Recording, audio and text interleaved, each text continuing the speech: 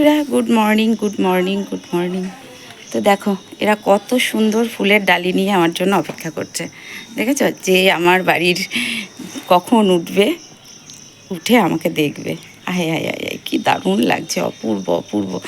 সত্যি thank you, thank you. গাছটাকেই ধন্যবাদ দিলাম, এত সুন্দর লাগছে না? অসাধারণ অসাধারণ। আর একটা গাছ দেখাই, ওয়েট করে এগুলোই জল দেবো। এটা এখনো ফুল দেওয়া শুরু করেনি, এটা নতুন করেছি, মানে নতুন পুঁতেছি। আর এই দেখো, দেখেছো কি সুন্দর লাগছে দেখতে, অসাধারণ অসাধারণ। চলো, সব আমার ভালোবাসা। আর বাইরে উঠেছে প্রচুর রোদ্দুর, দারুণ লাগছে, দারুণ, প্রচুর রোদ্দুর উঠেছে। বানালাম 1 কাপ দুধ চা, কালারটা কিন্তু ভালো এসেছে বলো।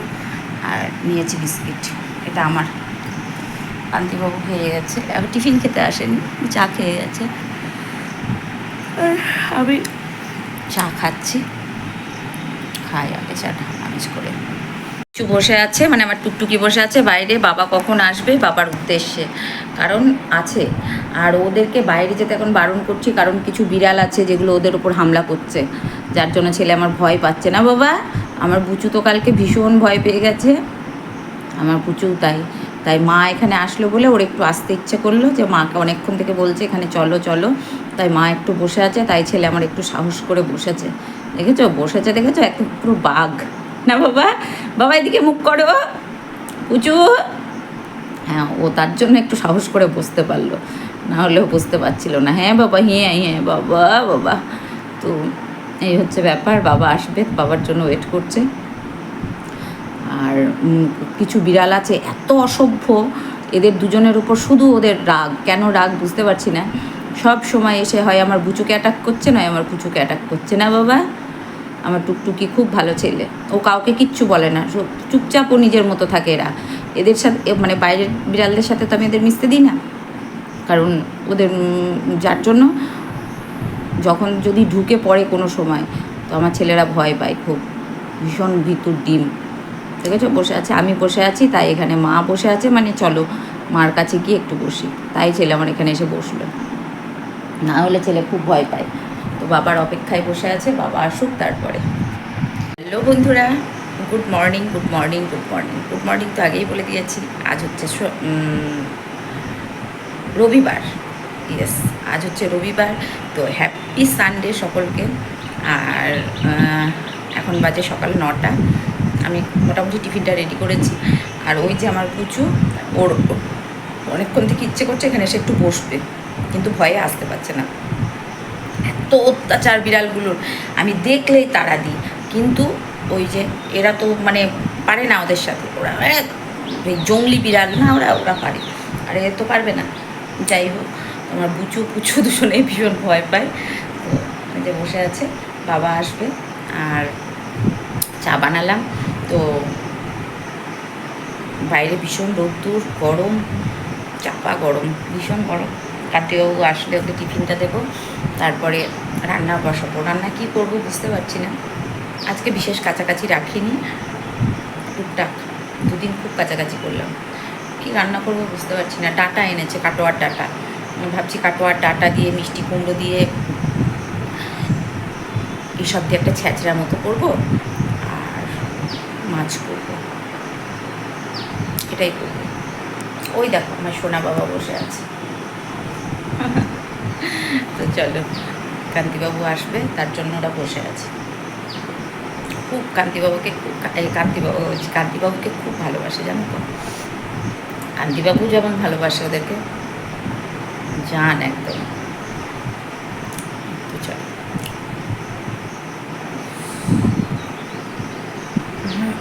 দেখি রান্না সবজি টবজি কাটতে হবে, মানে বানাতে হবে, ঝটপট করে বানিয়ে রান্নাটা বসিয়ে দিই। গরমের সময় না দুটো, আর কালকে রান্নাঘরটা পরিষ্কার করেছি, গোছানো হয়নি, বাসন টাসনগুলো ধুয়েছি, টুকটাক করে যতটুকু পেরেছি গুছিয়েছি, আর কিছু আছে। কী বলে মাছটাকে, আবার নাম ভুলে গেলাম। এই যে এই মাছ, আমি তো মাছ খুব একটা চিনি না, তো দাঁড়াও। আর মাছ না, আর মাছ বলে, হ্যাঁ। তো আর মাছ রান্না করছি। আমি নাম চিনি না মাছের, খুব একটা নামও জানি না। তো রান্না করছে তো আর মাছ, তাই তো বললো। তোমরা একটু সঠিক করে বলো তো, মাছের নামটা আর মাছ বললো। আমি জিজ্ঞাসা করলাম যে মাছটা কী মাছ, আমি তো মাছটা তো চিনি না। মাকে বললাম, মা কী একটা মাছ এনেছে। তো মা বললো কী মাছ, আমি তো জানি না, আঁশ নেই। তা আমি আবার একটু পণ্ডিতি করে বললাম, মনে হয় বোয়াল মাছ হবে জানো মা। তো মা বললো কী জানি না। দিয়ে মা বললো পীযুষকে, দিয়ে আবার পীযুষকে ফোন করলাম যে ওটা কী মাছ এনেছো। তো পীযুষ বললো ওটা আর মাছ। তো মাকে বললাম, মা আর মাছ কেমন করে রান্না করে। তো মা বললো মশলা দিয়ে, পেঁয়াজ রসুন দিয়ে একদম মাংসর মতো করে রান্না করতে হয়। তো আমি যথারীতি মশলা দিয়ে, পেঁয়াজ রসুন দিয়ে রান্না করছি। আর আমি বাড়িতে ছিলাম না, কড়াটা কান্তিবাবু আচ্ছা মতো করে কি করেছে, কি গরম করেছে জানি না, আচ্ছা মতো করে পুড়িয়েছে। যতটুকু পেরেছি মেজেছি কসব্রাইট দিয়ে, এখনও বাকিটা মাজতে হবে, মাজা হয়নি। আর এই দেখো তেল ছেড়ে দিয়েছে। আর সীমা এসেছিলো কাঁঠাল দিতে, সত্যি কাঁঠালটা খেয়ে দেখলাম খুব ভালো। আমি তো কাঁঠাল খুব একটা খাই না, পছন্দ করি না, তো খেলাম, খুব সুন্দর, খুব সুস্বাদু কাঁঠালটা, ভীষণ ভালো, খুব মিষ্টি। আমি খেলাম, বেশ ভালো লাগলো, 2 পিস খেলাম, খুব সুন্দর কাঁঠালটা। তেল ছেড়ে দিয়েছে মশলা থেকে। এবার দেবো জল, একটু গরম মশলা দেবো, কারণ এইসব মাছে না একটু গরম মশলা না দিলে ভালো লাগে না। কান্তিবাবু যতই, ও আবার গরম মশলা খুব একটা পছন্দ করে না। তো দেখো তেল ছেড়ে দিয়েছে, জল দিয়ে দিলাম। আর গরম মশলা একদমই পছন্দ করে না। আমার আবার একটু গরম মশলা না দিলে ভালো লাগে না, যে জিনিসে যেটা তো এতটা ঝোল থাকবে না। আলুটা দিয়েছি, আলুটা সিদ্ধ হবে, মাছটাও দেবো, জলটা একটু ফুটুক তারপরে। যে মাছ রান্না আমার কমপ্লিট, একবারে সুন্দর হয়ে গেছে, মাখা মাখা করেই করেছি, খুব একটা বেশি ঝোল করিনি। আর টানাবো না, এবার ঢেলে ফেলবো। আর এইটারও সাইড দিয়ে তেল ছেড়ে দিয়েছে। এখানে ভাত বসিয়ে দিলাম, মাছটাকে করে নিলাম, তারপর ভাতটা বসিয়ে দিলাম। আর এখানে সব একসাথে কেটেছি, কাটোয়ার ডাঁটা, মূলো, বরবটি, পটল, ঝিঙে, যা কিছু, একটু কাঁঠাল দানা দিয়েছি, সব কিছু একসাথে কেটেছি। কেটে মিষ্টি কুমড়ো একটা বানাবো সবজি কাটোয়ার ডাঁটা দিয়ে। এই যে এবার ঢেলে ফেলবো। শুকনো লঙ্কা, তেজপাতা, পাঁচফোড়ন দিয়ে দিয়েছি। এবার সবজিগুলো দিয়ে দেবো।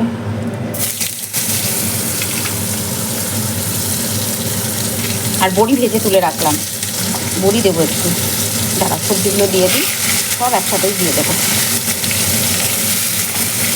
আর কাঁঠাল দানাও দিয়েছি, কাঁঠালের ওই দানাগুলো, বীজগুলো আমার ভীষণ প্রিয়, তো দিয়েছি, সব একসাথে দিয়ে দিলাম। একটু তেলটা বেশি করেই দিয়েছি।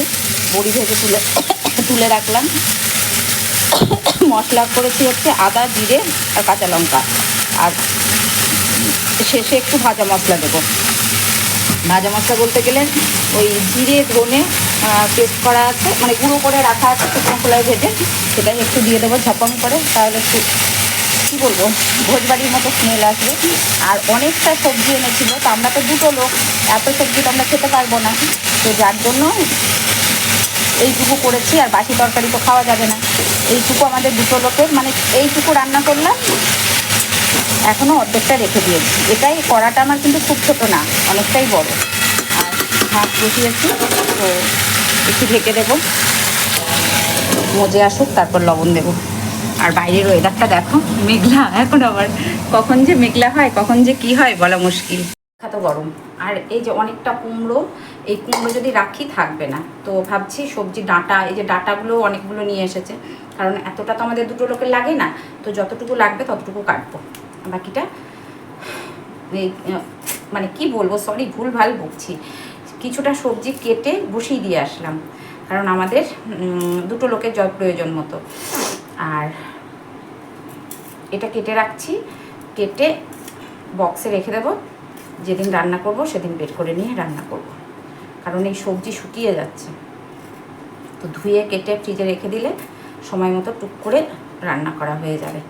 কারণ শুধু রাখলে না ডাঁটাগুলো বলো যাই বলো শুকিয়ে যাচ্ছে। আর আজকে না জানো তো ভীষণ গরম, আমার বাইরে তরকারি কাটার মতো অবস্থা নেই, অবস্থাতে নেই, তো একটু ধুয়ে কেটে রেখে দিলে না পছন্দ মতো করা যায়।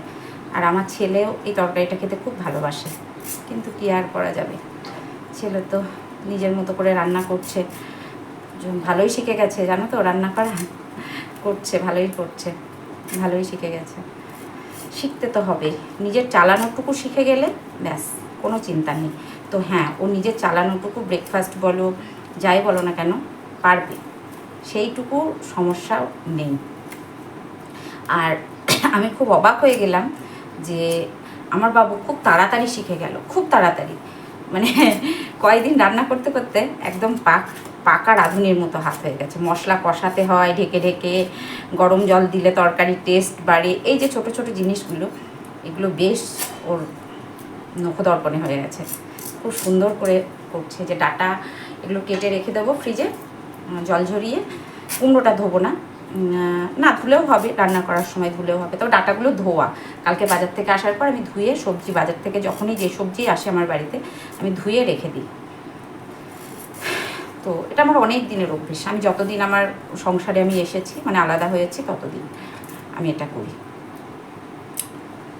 ভীষণ গরম বন্ধু, সব কিছুই আছে, মূলো, লাফা বলে না বরবটি বলে যাই বলে সেটা, পটল, ঝিঙে, তো সব কিছু দিয়ে আরেকদিন একটা ডাঁটার তরকারি হয়ে যাবে। কাঁঠাল দানা, সেদিন ভাবছি একটু মাছের মাথা দিয়ে করবো, আজকে যেহেতু মাছের মাথা ছিল না, ওই তো আর মাছ এনেছিল, ওটা কষা করেছি একদম শুকনো, ঝোলের বংশ রাখিনি। আর এই তরকারিটা হলে আর ঝোল টোল অত লাগবে না। চলো দেখে আসি তরকারিটা। শুভ দুপুর, শুভ দুপুর। এই যে আমার ছোনা বাবা আজকে খালি গায়ে বসে আছে, ভীষণ গরম, ছেলে আমার জামা পরতে পারছে না।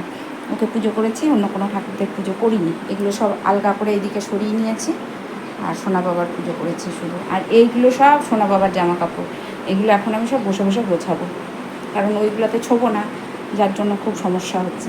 তো এগুলো গুছিয়ে আলাদা করে রাখবো, তারপরে ইয়ে করবো। সব এগুলো সব কেচেছি। এই যে সোনা বাবা আমার বসে আছে, খুব গরম, এ ঘরেও থাকতে পারবে না, নিয়ে চলে যাবো ঘরে। আমি যেহেতু তোমাকে কখন থেকে খুঁজছি, তুমি এখানে বসে আছো। এই দেখো ওর জন্য ওই যে ফ্লাওয়ার ভাস সব খুলে রেখে দিয়েছি, ও এখান ছাড়া বসে না, ক্যালেন্ডারটা উল্টে দিয়েছে, ওর হচ্ছে এটা জায়গা, কেন জানি না ও এখানে ছাড়া বসে না। না বাবা, ওই জন্যই তো, ওই জন্যই তো আমি সোনা বাবা তো এখানে ছাড়া বসেই না। তো এখন এসেছি রুটি করতে, একদমই ঠিক নেই, কোমরে যন্ত্রণা, পেটে যন্ত্রণা সব নিয়ে কুকড়িয়ে শুয়েছিলাম, কিন্তু দেখছি 10টা বাজতে যায়, রুটি না করলে রাত্রে রান্তিবাবু খেতে পাবে না। তো তার জন্য আবার মোড়ে মোড়ে আসলাম রুটি করতে। আর ওকে আমি খুঁজছি, ওকে দুধ দিয়েছি খাইনি, কোথায় গেল কোথায় গেল খুঁজে পাচ্ছি না। উমা দেখছি ফ্রিজের ওপরে, ও নিচে শুতে পারে না। আর আমার পুচু শয়, আমার পুচু যদি থাকে, মানে আমার টুকটুকি, ও খাটে শোয়, আর আমার বুচু ফ্রিজের ওপর, নয় মিক্স সেলফের ওপরে, নয় সিংহাসনের ওপরে, সিংহাসনের যে ছাদটা আছে ওখানটায়। তো তোমরা হয়তো বলতে পারো যে ওরা কেন ওঠে, কেন উঠতে দাও, আমি পরিষ্কার করি অবশ্যই, কিন্তু তাছাড়া ওরা আমার সন্তান, ঠিক আছে, ওদেরকে আমি যথেষ্ট পরিষ্কার পরিচ্ছন্ন করে রাখি।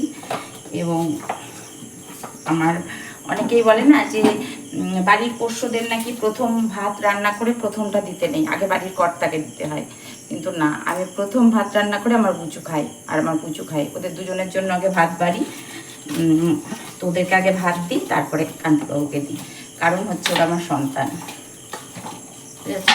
তো সন্তান মায়ের কাছে শ্রেষ্ঠ, সে যেমনই হোক না কেন, আমি এদেরকে আমার সন্তানের মতোই দেখি, এবং তাই আমি ওদেরকে আগে ভাত দিয়ে দিই, কারণ ওরা আমার সন্তান। আর ওদের ব্যাপারে আমি সবসময় একটু, যাকে আমি সন্তান বলে মেনেছি, সে তাকে আমার সবটুকু উজাড় করে দিতে পারে। আমার বাবু যেমন, ওরাও ঠিক তেমন আমার কাছে।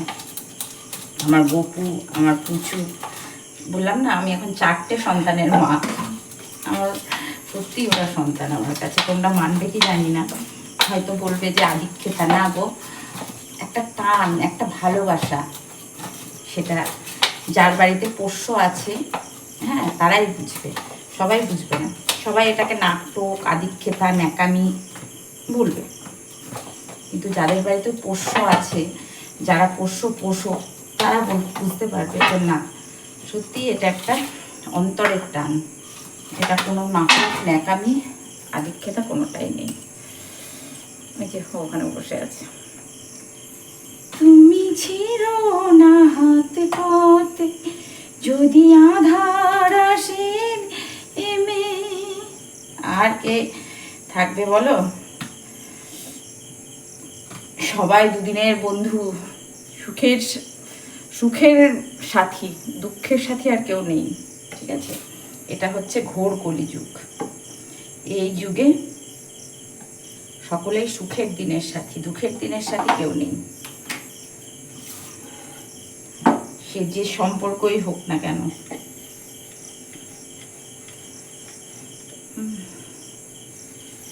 কিছু কিছু ইয়েগুলো শুনছি যখন নিজে কানে, তো তখন সেগুলো খুব খারাপ লাগছে যে এই সম্পর্কে এই রকম, সে পিতা পুত্রের সম্পর্ক হতে পারে, বাবা মায়ের সম্পর্ক হতে পারে, যে কোনো সম্পর্ক, হাজবেন্ড ওয়াইফের হতে পারে, প্রেমিক প্রেমিকার হতে পারে, যে কোনো সম্পর্কে দেখছি যখন, শুনছি যখন, নিজের কানকে বিশ্বাস করতে পারছি না যে এটা এরকম হতে পারে। হাইরে, কিন্তু কি করা যাবে, যুগ, কলিযুগ, বিশ্বাস অবিশ্বাস সবটাই। মানুষ এমন পরিবর্তন হয়েছে এখন যে নিজের বাবা, মানে বাবাকে খুন করতে ছেলেতে দুইবার ভাবছে না, কিংবা মাকে খুন করতে ছেলেতে দুইবার ভাবছে না, বা ছেলেকে খুন করতে মায়ে ভাবছে না, হাজবেন্ডকে মারতে ভাবছে না, কি বলে ওটাকে, ওয়াইফকে মারতে ভাবছে না, প্রেমিকাকে মারতে খুন করতে ভাবছে না। মানে এমন একটা আমরা সিচুয়েশনের মধ্যে চলে এসেছি এখন, যেন মার্ডারটা কোনো ব্যাপারই না, এরকম একটা অবস্থা হয়েছে।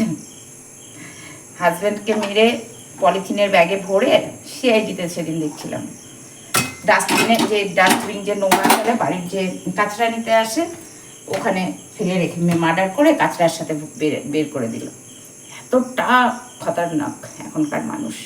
চলো চটপট করে রুটিটা বানিয়ে ফেলি। কমপ্লিট হয়ে গেছে, আর পারছি না, এবার শুতে হবে। চুল বাঁধা হয়ে গেছে, জানি না কতক্ষণ বেঁধে রাখতে পারবো, কারণ চুল বেঁধে রাখলে রাত্রেবেলায় আমাকে খুলে ফেলতে হয়, মানে খুলে ফেলতে হয় এই কারণেই। আর এই দেখো জামা কাপড়গুলো চেয়ারের উপর আছে, ওগুলো গোছাবো সকালে, আর ভালো লাগছে না, তো শরীরও আর দিচ্ছে না, এবার শুয়ে পড়বো। 11:30 বাজে, 11:30 বাজে। রুটি খেলাম, গা পাকাচ্ছে, আমি খেতে ইচ্ছে করছিল না, গা পাকাচ্ছিল, ভালো লাগছিল না। তো সকলে ভালো থেকো, সুস্থ থেকো, ভালোবাসায় থেকো। দেখা হচ্ছে নেক্সট ভিডিওতে। Tata, good night. আর হ্যাঁ, বেশি করে ফল, বেশি করে জল মাস্ট, কিন্তু আমাকে দেখে এরকম মনে হচ্ছে শাকচুন্নি, এখন কদিন একটু এরকম মনে হবে, তারপরে আবার ঠিক হয়ে যাবে। যেহেতু আমি এই সময়টা একটু খেতে পারি না, গপুকে ঘুম পাড়িয়ে দিয়েছি, গপু ঘুমোচ্ছে, আর লাইটটা অফ করবো এবার, এসি চলছে। আমার বুচু কোথায় গেল কি জানি, বুচুকে দুধ ভাত দিয়েছি, ও খাইনি। আর এই চেয়ারের জামা কাপড়গুলো দেখে আমারই অস্বস্তি লাগছে, তো ওগুলো সকালে গোছাবো। আজ আর পারছিলাম না বলে তো এমনটা নয়, সংসারের সমস্ত কাজকর্ম সেরেছি, রাত্রে রুটি করেছি, সব করেছি। তো সকলে ভালো থেকো, সুস্থ থেকো, ভালোবাসায় থেকো। Tata, good night.